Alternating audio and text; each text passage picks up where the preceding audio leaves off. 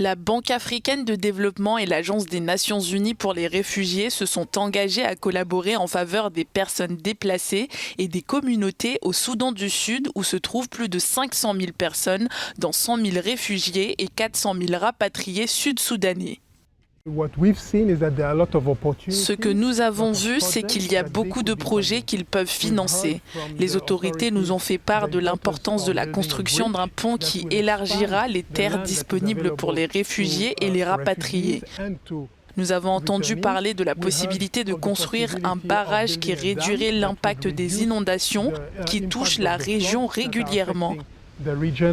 Ce sont des actions que nous, acteurs humanitaires, ne pouvons pas financer car nous ne pouvons pas mobiliser de fonds, mais la Banque africaine de développement et d'autres acteurs du développement peuvent les faire. Depuis le début de la guerre au Soudan, plus d'1 demi-million de personnes ont rejoint le sud du pays. La plupart d'entre elles sont dans des villages qui n'ont pratiquement aucun service et où il n'y a pas d'aide humanitaire disponible. Nous cherchons vraiment à aider les jeunes et les femmes de ce camp de réfugiés à se prendre en charge en leur donnant la possibilité de contribuer positivement à la vie de leur communauté d'accueil et d'apporter les compétences et les connaissances qu'ils possédaient lorsque la crise a frappé leur pays.